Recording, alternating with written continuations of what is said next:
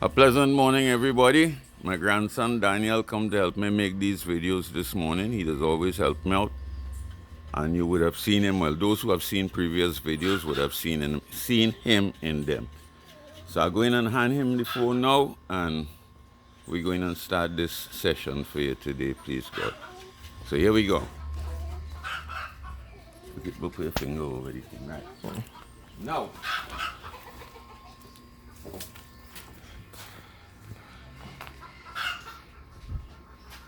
I want to start by, there's a little idea, get home and thing. So I want to start with these words for you. Now, Good Dog Kennels TT, Trinidad and Tobago, does not require, hey, hush, that you believe anything we teach. You may accept or not as you see fit. In truth and in fact, we seriously urge you not to accept anything that you cannot prove or in some other way satisfy yourself of its truth. If you can prove it by experimenting or in some other way, accept it. But do not believe it because we say it or you have heard it from someone else or anything like that. Please try it for yourself and then you could accept it. Okay, coming back. Hey Daniel, when you get into about 10, 15 minutes and then let me know because that's how problems putting up long videos. That's Okay. up on YouTube, right? Uh, Now what I want to point out to you in this first video is your dog's supposed to be somewhere, somehow, that they can do nothing without you. Nothing. This dog here is Blaze. This is his father's dog. Now, this is extremely important, so I'll spend a little time on this. This dog is in this kennel here. He can't do anything destructive or pick up any bad habits. Now, the reason for this is a dog learns by doing. A dog don't understand English. A dog don't really understand no language. If you could talk dog, well then you could teach him by talking to him. But other than that, a dog learns by doing. So this dog would stay in here a whole day, and the most he could do is eat or sleep or have a bowel movement or something. But he can't do anything that I would have problems with in the future. Okay, so this is one way I normally put away my dogs. We have a second way over here.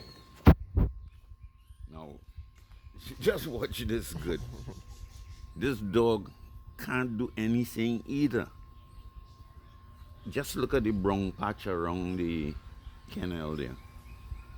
And you will see that that's the furthest he could reach. There's nothing in his way. He ain't going to bite the iron. So this dog also cannot do anything without me. So from now on, I am in charge. I could do, whenever I go to him, it's up to me what he gets to do. I am the leader of the pack. So there's one way you could establish yourself as the leader. Now, if he was free to be running around and all kind of things, you're going to have problems. Because he's going to be so happy chasing fowls, lizard, iguana, whatever.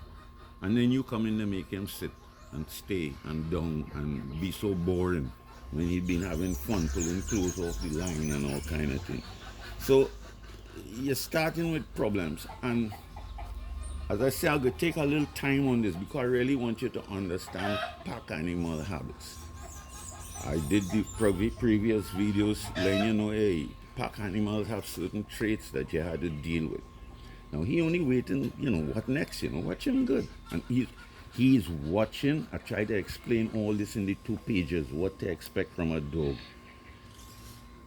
In the wild, pack animals, lions, elephants, whatever, all who live in a pack, when they have young ones, the young ones don't go running all about. When the parents go to hunt, they just hide them away between some stone or cave or, I mean, check it out. So why give your puppy that kind of freedom that he wouldn't have on his own? You're encouraging bad habits. From day one, if you do that, you're encouraging bad habits. Not until the puppy reaches a certain age and he has learned certain things by doing would they let him come and be with them or join them in a hunt or things like that.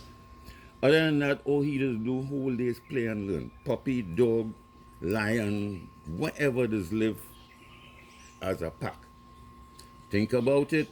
It is very serious. It is extremely important. So this is one, this is two. And now we're going to take a walk around to the back by my dog. And we go cut, don't cut yet, but we'll cut this one, how much minutes, so? 6 minutes. Well, that will be kind of long enough. So we'll walk around in the back by my dog. And we will start with my dog. I'll give it, now let me walk and I will use the few minutes to tell them about my dog. I'll give them a little history on this dog.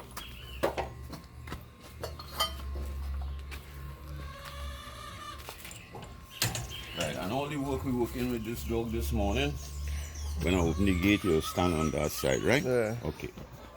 Now this dog name is Pancake. I am not afraid to call the lady's name because I have plenty Helen out here. I refer to her as Miss Helen. So anybody know a Miss Helen who had a dog named Pancake? This lady gave this dog to me when it was about 1 year and 4 months old. The reason why she gave him to me is because he started to dominate the house. You know, he wanted to run things, he wanted to rule things. He's that kind of a dog.